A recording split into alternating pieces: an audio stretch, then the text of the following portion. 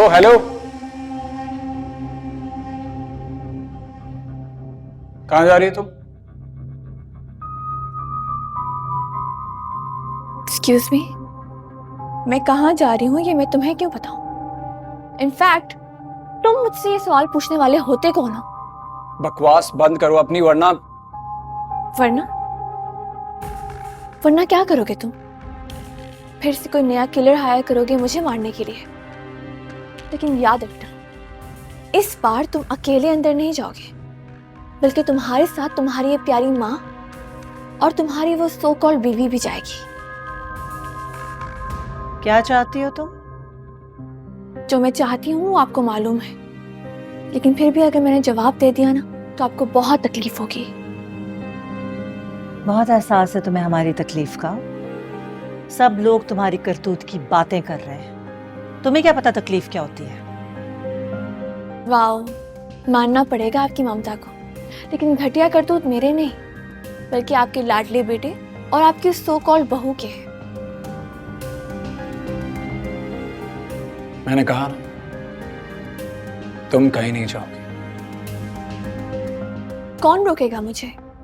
अगर किसी ने मुझे रोकने की कोशिश की तो मेरी वकील वो करेगी जो मैंने उसे कहा हुआ है।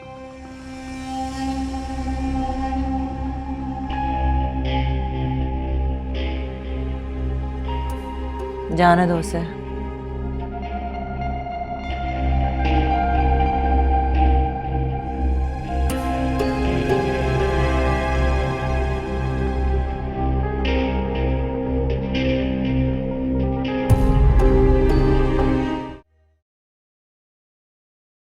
जहे नसीब, जहे नसीब, हमारे तो भाग जाग गए। आप हमारे घर में तशरीफ लाई हैं।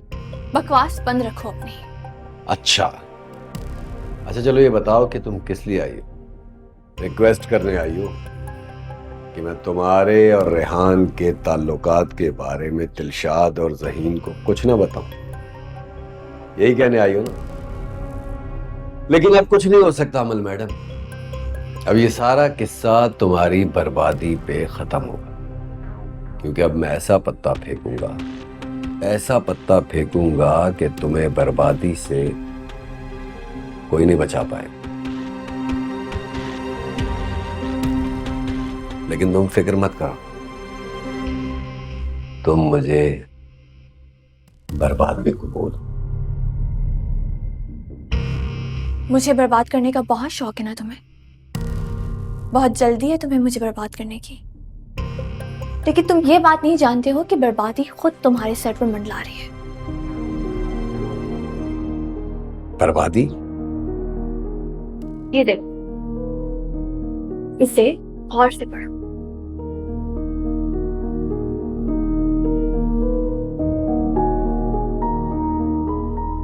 Transfer letter.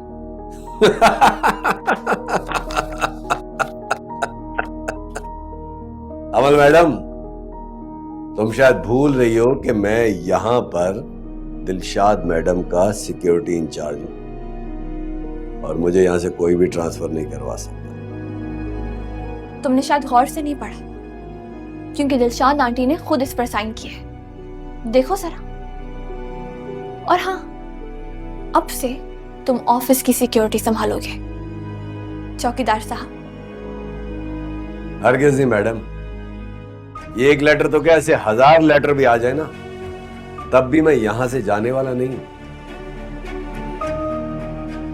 मैं जानती थी तुम इंतहाई गिरे हुए इंसान हो, इसीलिए मुझे भी खुद तुम्हारे लेवल पर आना पड़ा। अब ये देखो। अब ये क्या है? ये वो सीवी है जो तुमने दिलशाद आंटी के ऑफिस में जमा करवाई थी। Fake picture, fake name, fake information. CV में कोई और है और घर का सिक्योरिटी इंचार्ज कोई और। और तुमने ये सब कुछ किसके साथ मिलकर किया है ये भी मैं अच्छी तरह जानती हूँ। खुद सोचो, जब दिलशाद आंटी को पता चलेगा कि तुमने इतना बड़ा फ्रॉड किया है तो वो तुम्हारा क्या हशर करेंगी? तुम अच्छी तरह जानते हो कि वो तुम्हें छोड़ेंगी नहीं, बल्कि खुद तुम्हें पुलिस के हवाले कर कर आएंगी। ये तुम्हारे पास कहां से आए? कहां से आई ये तुम्हारे पास? Wrong question. तुम्हें अब ये पूछना चाहिए है कि तुम्हें यहाँ से जाना कब है। अच्छा, तो अब तुम मुझे ब्लैकमेल करोगे? तुम्हारी इतनी जरूरत? तुम जुर्रत की बात ना करो, क्योंकि जो खेल तुम खेल रहे हो ना, आगे आगे देखो होता है क्या। तुम्हारी इस घटिया सोच की मैं कैसे बैंड बजाती हूँ तुम देखते जाओ। तेरी तो बस खबरदार, जो आगे बढ़ने की कोशिश की या मुझसे बदतमीजी की ना। ये लो, इसे पहचानो। पहचाना कि वही खंजर है जिससे तुमने उस रात मुझ पर हमला किया था। उस रात तुमने मुझ पर कातलाना हमला किया था, लेकिन फिर खुद दुम दबाकर भाग गए। तुम्हें क्या लगा था मैं तुम्हें पहचान नहीं पाऊंगी? मैं चाहती तो तुम्हारे खिलाफ एफआईआर दर्ज करवा सकती थी, लेकिन मैंने तुम्हारी जगह ज़हीन का नाम लिया। इसे तुम मेरा एहसान समझो और दफा हो जाओ यहाँ से। तुम्हें क्या लगता है? क्या लगता है तुम्हें? तुम अपने मुंह से कह दोगी और ये सब कुछ सच हो जाएगा? क्या सबूत है तुम्हारे पास? बताओ मुझे, क्या सबूत है? मेरे पास सबूत भी है। मेरे पास उस रात की सीसीटीवी फुटेज मौजूद है, जिसमें ये साफ दिखाई दे रहा है कि तुमने वो खंजर ज़हीन के ऑफिस से लिया था। तुम्हारे हाथ में खंजर और तुम्हारा ज़हीन के ऑफिस में जाना सब रिकॉर्डेड है। और हाँ, तुमने जो वो कैप पहन रखी थी ना, जिसके ऊपर आर लिखा था, वो भी साफ दिखाई दे रही है। मैं ये भी साबित कर सकती हूँ कि वो तुम्हारी है और तुम्हें किसने दी है। इसलिए चुपचाप निकलो यहाँ से। दोबारा इस घर में मुझे नजर मत आना, क्योंकि अगर इस दफा मैंने पता फेंका ना, तो ना सिर्फ तुम बर्बाद होगे, बल्कि इन खुली हवाओं से हमेशा हमेशा के लिए महरूम हो जाओगे।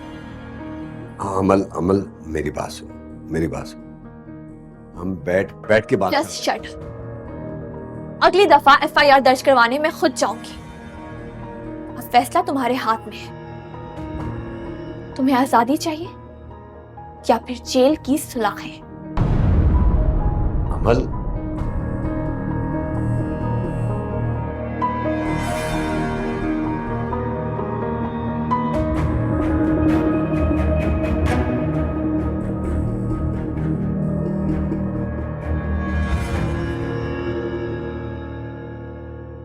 रेहान, एक बार फिर से सोच लो, तुम ये जॉब छोड़ के करोगे क्या?